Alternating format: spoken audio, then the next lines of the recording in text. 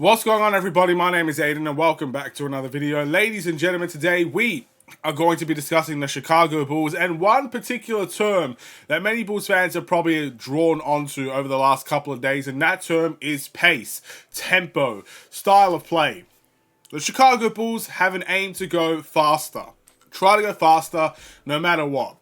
With that being said, did they succeed? And ultimately, can they keep up this type of pace heading into the regular season? But before we get any further, if you like the video and you want to see more from me, drop a like, drop a follow, and or subscribe if you are new. And let me know in the comments below your thoughts about these Chicago Bulls. And I guess whether or not you believe the pace of the game will be a strong one, or do you think it will be somewhat, you see something in the preseason, it doesn't necessarily translate over to the NBA. Now, look, I can't tell you whether or not the Bulls are going to be a good team or a bad team. I still think we're not going to be that good, and there are a couple of reasons why. But ultimately, I do feel like the pace of the game was faster in that game against Cleveland, and I do think we will continue to play that way. Now, it's only natural. We have now a lot of guys that want to grab the rebound and push it forward. And when you have that brand of basketball and no specific type of players that are going to grab a rebound and try to push it forward as much as possible, you are ultimately going to get a faster tempo. You're going to get people running down in transition. You're going to get people running down looking to be in their spots. But it's not even just that. I don't know if you guys noticed this or not. Maybe it's just me in my own head here. But I actually feel like even just in the half-court sets, the shots that we took and the amount of time that we took them in. For example, there's 24 seconds on a shot clock. Ultimately, when you're taking them within 6-7 seconds, that's a rather quick shot compared to the amount of time that you actually have in that play.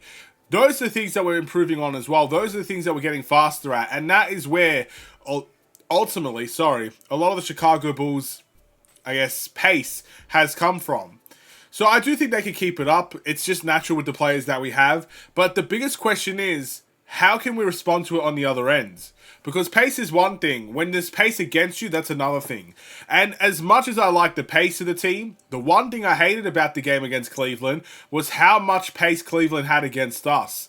And we were just so poor in a lot of areas in that way that it just didn't help the Chicago Bulls. And it made us look like a YMCA type of team, especially in that first half, where it just felt so up and down that we just gave them so many easy shots. So many easy shots. And I'm talking mainly about defense in transition. I think the Bulls on a half-court type of defense might be alright. Won't be the end of the world. Won't be great. I still think the past previous years would be better, but not the end of the world at this point in time.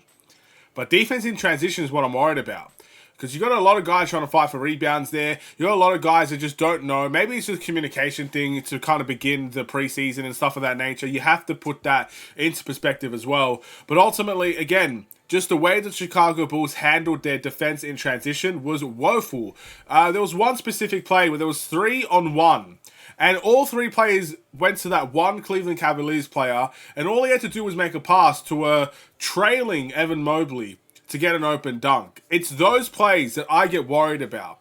So we may be able to dish the pace. We may be able to push the tempo. We may be able to go faster and faster and faster. And heck, let's go even faster.